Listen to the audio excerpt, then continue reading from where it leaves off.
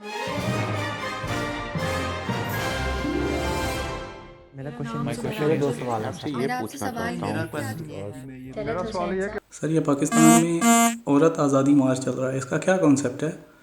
मतलब कि अजीब व गरीब से बैनर्स और ये पोस्टर्स उठाए हुए हैं और लड़कियों ने, मुसलमान लड़कियों ने, कि सॉरी इस बयान कर रहा हूँ, जो पढ़ा है वही बता रहा हूँ आपको, कि खाना गर्म कर दूँगी, बिस्तर गर्म नहीं करूँगी, बिस्तर गर्म खुद करो। तो इसका मतलब क्या मतलब है? ये क्या, किससे मुखातिब हैं? शोहर से मुखातिब तो नहीं हो सकती। 2 दिन कबल इस्लामाबाद में औरतों का मार्च हुआ था। उसमें जो तरह-तरह के नारे लगाए गए और जो लिखे गए थे, जैसे मेरा जिस्म मेरी मर्ज़ी, औरत बच्चा पैदा करने की मशीन नहीं है, या जैसे लो सही से बैठ गई, जिस जो तस्वीर दी गई थी उसमें आपने खूब देखा होगा। मेरा सवाल ये है कि एक बाज़मीर इंसान, एक बाइज़्ज़त घराना क्या इस चीज़ को फ़ॉलो कर सकता है? क्या वो भी इस तरह की आज़ादी चाहते हैं? औरत मार्च के नाम से वुमेंस डे पे इस्लामाबाद में एक मार्च हुआ है, उसमें जिन्होंने प्ले कार्ड्स उठा रखे थे, क्या वो इस माशरे में एक्सेप्टेबल है? सर ये 8 मार्च को जो वुमेंस डे हुआ है, इसके हवाले से पाकिस्तान में जो है वो बहुत सारी ख़वातीन ने कुछ प्ले कार्ड्स उठाए और उन पर नारेदार थे, तो जो उनके बुनियादी हकूक़ हैं उनके ऊपर रोशनी डाली है, और ये जो उन्होंने ये प्ले कार्ड्स उठाए हुए थे इनके ऊपर भी कोई तबसरा किया जाए। देखिए, ये एक बड़ा मुश्किल सब्जेक्ट है। इस वजह से मुश्किल नहीं है कि इसका जवाब नहीं है। जवाब बड़ा मैं वाज़े आपको दे सकता हूँ। आपने पोस्टर्स के हवाले से बात की, मेरे ख्याल मेरी ज़ाती राय में बतौर टैक्स पेइंग सिटीज़न मुझे उस राय के इज़हार का हक है। ऐसे पोस्टर्स नहीं बनाने चाहिए। क्यों नहीं बनाने चाहिए थे, उसकी हज़ारों मैं आपको लॉजिक दे सकता हूँ। आप अगर इखलाकी लॉजिक यूज़ करना चाहते हो, आप इखलाकी लॉजिक यूज़ कर लें। मैं कम्युनिकेशन की लॉजिक आपको दे देता हूँ कि आपने ख़वातीन के जो बुनियादी मसाइल हैं, सेहत का मसला है, तालीम का मसला है, इंसाफ का मसला है, ट्रांसपोर्ट का मसला है, घर के अंदर वायलेंस का मसला है, जायदाद के अंदर हिस्सा ना देने का मसला है, और इसके अलावा जो दर्जनों और मसाइल हैं, उससे आपने तमाम तवज्जो हटा दी सिर्फ चंद एक पोस्टर्स के लिए। ये किस किस्म की स्ट्रेटजी आपकी होगी? तो ये कम्युनिकेशन वाइज भी इसकी कोई मंतक नहीं बनती, और मेरे ख्याल में ऐसे स्लोगन्स जो आप अपने बच्चों और बच्चियों को नहीं दिखा सकते, उनसे इज्तनाब करना चाहिए। लेकिन लोग डिसएग्री कर सकते हैं, उनका हक है, मुझे अपनी राय के इजहार का हक है। अब दूसरी तरफ आइए कि हमें भी क्या सिर्फ यही पोस्टर्स नज़र आएँ?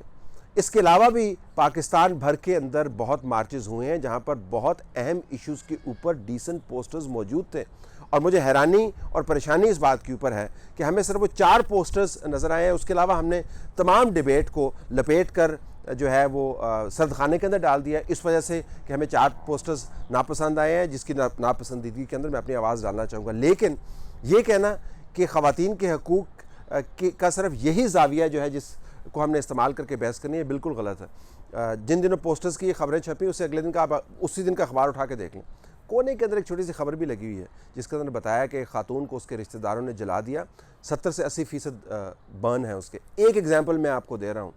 आई विश कि उसके ऊपर भी सवाल मेरे पास आता, लेकिन मेरे पास उसके ऊपर कोई सवाल नहीं आया। लिहाजा बहस के जो दोनों एक्सट्रीम रुख हैं, मैं उनसे इत्तफाक नहीं करता। हमें बिल्कुल आवाज़ उठानी है, ख़वातीन के हकूक़ की आवाज़ उठानी है। ख़वातीन पिसी हुई हैं, उनको हकूक़ नहीं मिलते, लेकिन जिन्होंने ये पोस्टर्स बनाए हैं उनको ये सोचना चाहिए कि क्या इस तरीके से उन्होंने ख़वातीन के हकूक़ की जो तहरीक है उसकी मदद की है, या उसको तनाज़े के अंदर मुब्तला कर दिया। और जो लोग ये सवाल कर रहे हैं कि जी ये देखें ख़वातीन के हकूक़ का बस यही मसला है, मेरे ख़्याल में वो गलतफ़हमी का शिकार है।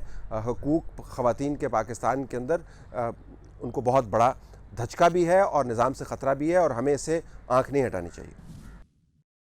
तला साहब, ये एक गैर सियासी सोशल क्वेश्चन है। आप चूँकि एक टीचर भी हैं तो आपकी जो इस बारे में राय है वो बहुत मायने रखती है।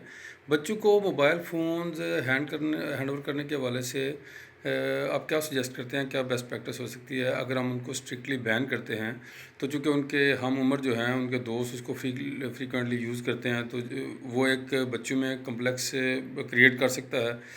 और दूसरी सूरत यह है कि अगर आप उनको मोबाइल दे देते हैं और वो वाईफाई से कनेक्टेड है, उसके अपने असरात हो सकते हैं जो मुस्बत नहीं होंगे। तो आपकी इस बारे में क्या प्रैक्टिस या क्या तजवीज़ है? अस्सलाम वालेकुम। अस्सलाम, बहुत शुक्रिया जी। अहम तरीन सवालों में से आपने एक सवाल किया है जो हमारे मुआशरती मसाइल में से नंबर 1 या 2 या 3 मसाइल में से एक होगा। यूथ के हवाले से बात करूँ, अगर आप इजाज़त दें तो एक हफ़्ता अगर आप इंतज़ार कर लें, मैं एक पूरी सीरीज़ करना चाह रहा हूँ इन्हीं मामलात के ऊपर। और मैं आपको ये यकीन के साथ बता सकता हूँ कि मेरे पास कोई बहुत कामयाब नुस्खा तो नहीं है, लेकिन ट्राइड एंड टेस्टेड रेसिपी ज़रूर मौजूद है, जिससे मोबाइल यूजेज जो है बच्चों का कम भी हो जाएगा, एहसास कमतरी का भी शिकार नहीं होंगे। आप समझे कि एक बुरी आदत छुड़वाने के लिए जो पापड़ बेलने पड़ते हैं बतौर टीचर और बतौर पेरेंट और बतौर एक सीजन जर्नलिस्ट, वो मैंने बेले हुए हैं। मुझे उसके नताइज का भी इल्म है, कुछ इंटरनेशनल रिसर्च भी मैं आपके साथ शेयर करूंगा। तो एक हफ़्ता इंतज़ार कर लें, मुफस्सल जवाब मैं आपको दूंगा। और इशू लेकिन बहुत अहम है ये।